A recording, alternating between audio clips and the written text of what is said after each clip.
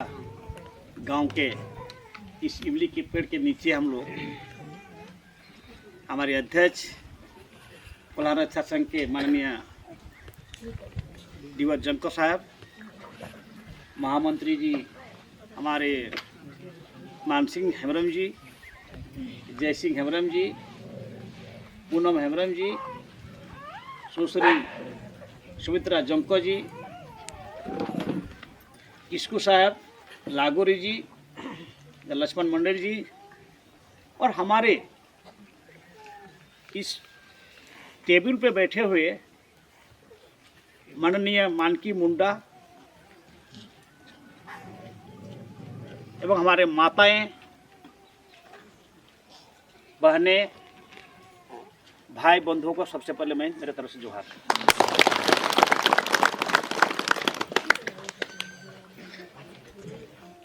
मैं थोड़ा संक्षिप्त में कहूँगा।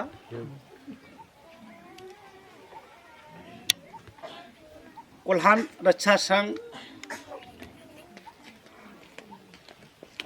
गठन कैसे हुआ, कौन कौन लोग थे, इसके पीछे हम लोग बहुत नहीं जाएंगे, क्योंकि कोल्हान रक्षा संघ का गठन जिस उद्देश्य से किया गया था वो उद्देश्य अभी भी अधूरा है। उस अधूरा सपना को पूरा करने के लिए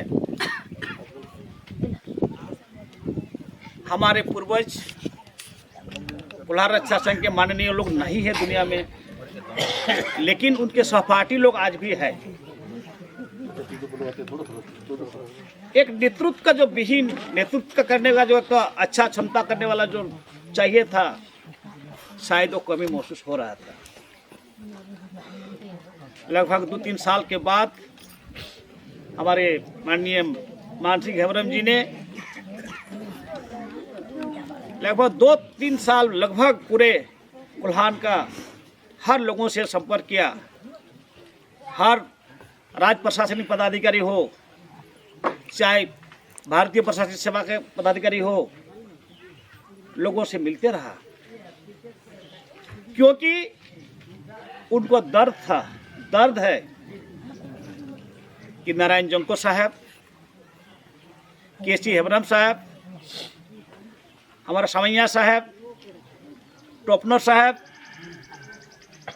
जिस उद्देश्य से हमारा कोल्हान को बचाने के लिए, संवारने के लिए जो प्रयास किया था वो अधूरा रहा। उस अधूरा सपना को पूरा करने के लिए मान सिंह जी ने पूरे लोगों का विचार करने के बाद हमारे सामने जो डीवर जंको साहब है, ये राज्य प्रशासनिक सेवा से लेकर के भारतीय प्रशासनिक सेवा तक ने सफर तय किया। इन्होंने भगवान की दया से, इनके पास कोई कमी नहीं है। बहुत लोगों को पता होना चाहिए, पाटरसाली चौक में झारखंड का सबसे बड़ा एफसीआई गोदाम, जहां से हमारे लोगों को चावल गेहूं मिलती है, उनका गोदाम का मालिक हमारे डीवर जंको साहब है। भगवान की आशा से उसका कमी नहीं है, लेकिन इस कोल्हान के धरती पर जन्म लेने के बाद कोल्हान के लोगों के लिए जो कोल्हान की जो समस्याएं हैं, उस समस्याओं को निराकरण कैसे करेंगे, उसके लिए उन्होंने सारे कोल्हान के आवाम को एकजुट होने के लिए आह्वान कर रहे हैं कि सारे कोल्हान के लोग, जब तक हम लोग एक मंच पे सशक्त संगठन नहीं बना पाएंगे, हमारा जो अधूरा सपना है पूरा हम लोग नहीं कर पाएंगे।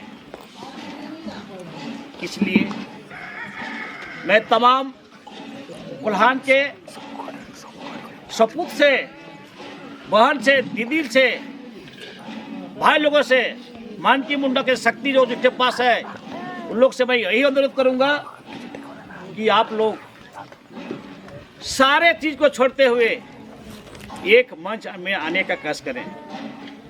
शक्ति में ही शक्ति है, बिना शक्ति का कहीं हमें कुछ नहीं मिलने वाला है।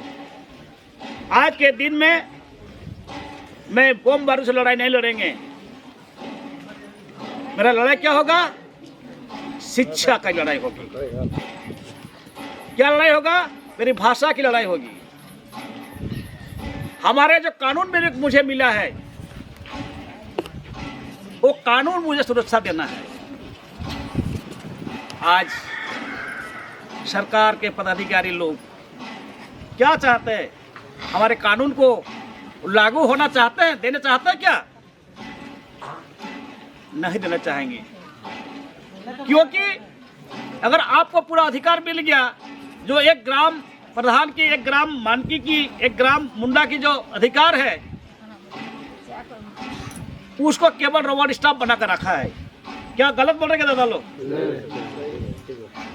है कोई काम ग्राम सभा में होना है, ग्राम सभा से पास करना है, वो सीधा क्या करता है, ग्राम मुंडा को, ग्रामीण मुंडा को कुछ काम के लिए एक ठोस लेटर पेड से बोल के एक आदेश कर देता है कि ये चिट्ठी का आप इसको पारित करके भेज दीजिए।